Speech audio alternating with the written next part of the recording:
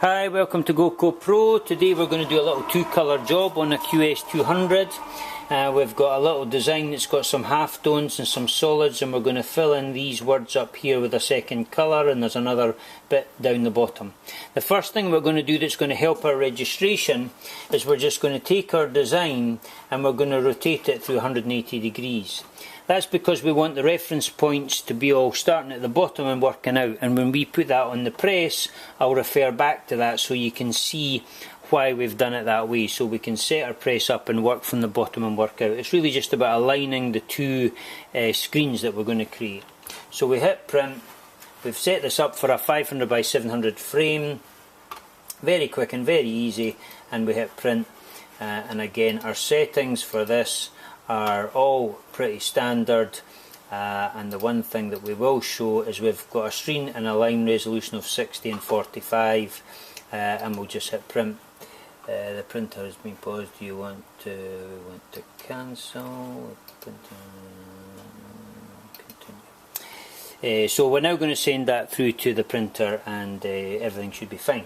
What we're now going to do is we're just going to take out the parts of this layers that we have, and we're going to leave in the section. We're going to leave in this halftone.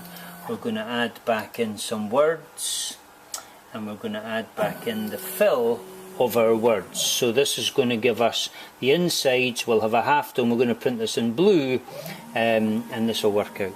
So because this is just going to track around and make our screen, we're not going to go and watch it. We'll just wait until it's done, and then we'll set them up in the press and come back.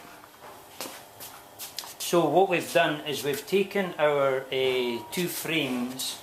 As I get myself in the way of the camera, we've taken our frames and we've put them onto the carousel, and what we've done is we've set up the head of our carousel on both of these frames as close to the same position on both of them as we can, and then we've mounted our frame as close to the same position on both of them as we can, and that's just a very rough thing to get going.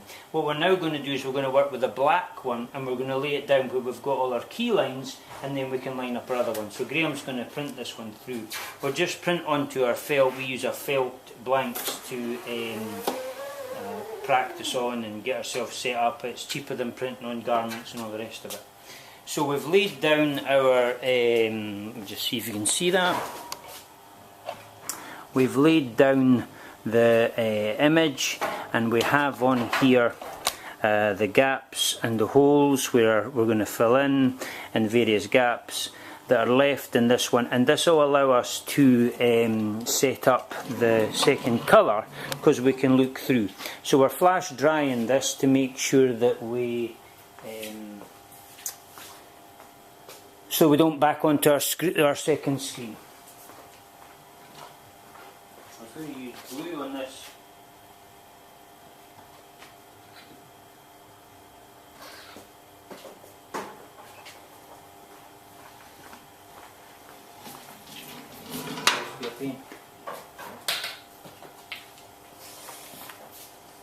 So what we've also done with this second screen is we have, we're going to have to look through and see later up.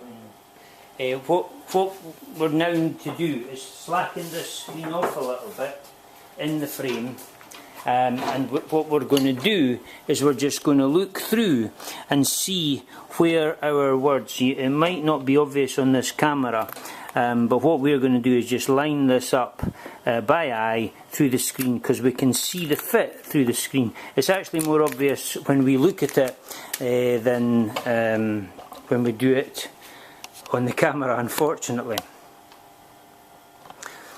Anyway, this is going to take a couple of minutes, and apart like watching paint dry, we'll pause it and we'll just come back once we've lined these up. So the other thing that we've done with this screen, we're now set up, we've got it all set in place, and Graham's just going to print it.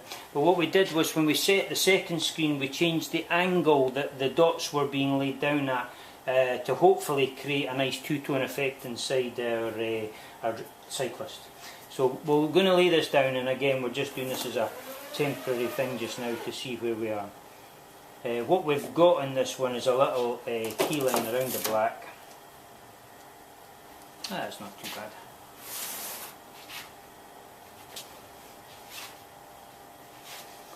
So what we're doing just now is we have a little key line around the blue. So the way that this needs to be done is we need to lay down the blue first and then drop the black over the top of it.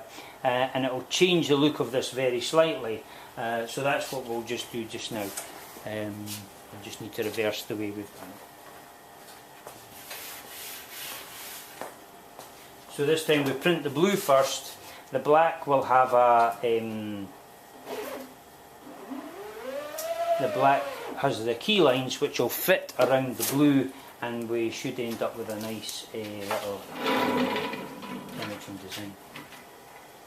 We can see on here we've just got little bits of black that have been held off of the black frame, so we hadn't completely flashed it to make it dry, but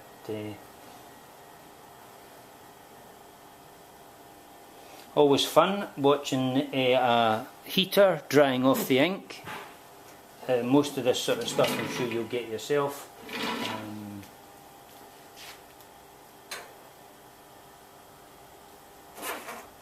Yeah.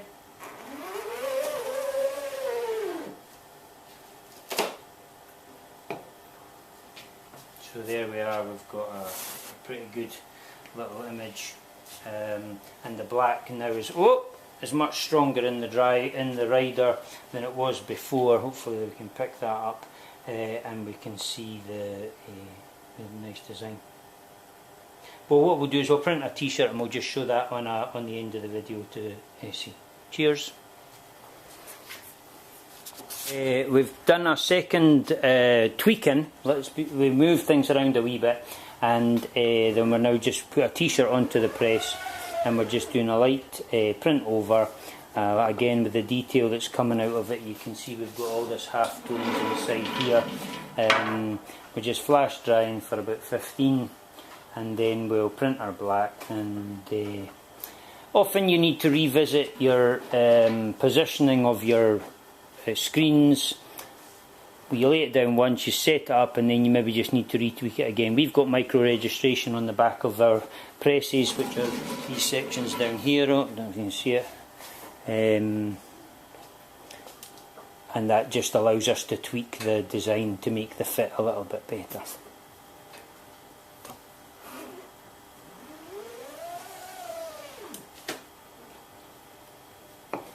So there we go, and Graham will just peel that off for us. We'll have a wee look at it.